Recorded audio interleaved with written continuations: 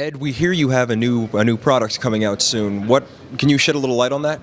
Yeah, the product is an opportunity for lawyers to communicate with one another at a really totally different level than ever before. It's www.lawbiz, L-A-W-B-I-Z, forum, F-O-R-U-M.com. And this is really a place for lawyers to talk about specific topics that relate to the business of law, the practice management aspects. There will be categories for managing partners, for marketing, for cash management, for technology, for operational and other issues such as buying a law practice or selling a law practice and the like. I think it's going to be really dynamic. I don't see anything like this anywhere else on the internet at the moment.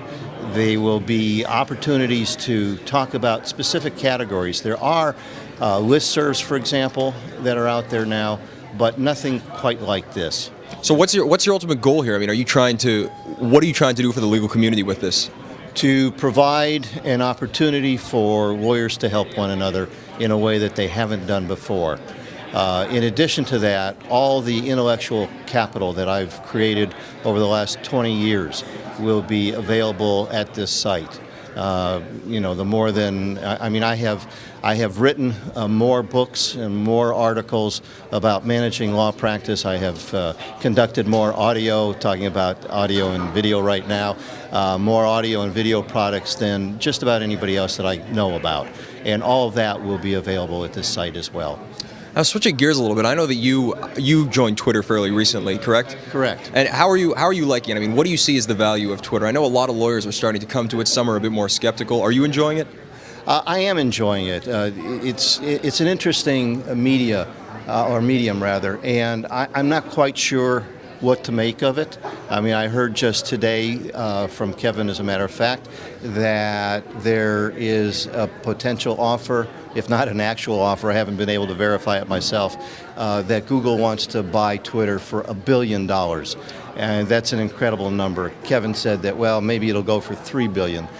Those are numbers that are astounding to me. The fact is, though, that lawyers in general are looking for ways to communicate with the world, in effect. I was talking to somebody earlier this morning, and the lawyer use of social media today is still very low. I mean, it's less than 7%. But I suppose, considering the fact that 6 months ago even, somebody as astute as Kevin was saying Twitter is not of any significance, to have a figure as high as 7% is quite remarkable. And it will snowball, sort of like the tipping effect, the tipping point. You know, I think we'll get close to that in the not too distant future. In my own experience, I've been using Twitter now for, I don't know, maybe 6 weeks, 7 weeks, 8 weeks, something like that.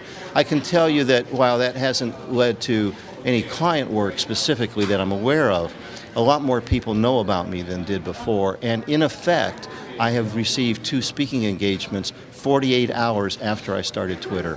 Really? I mean, so that's dramatic. Definitely.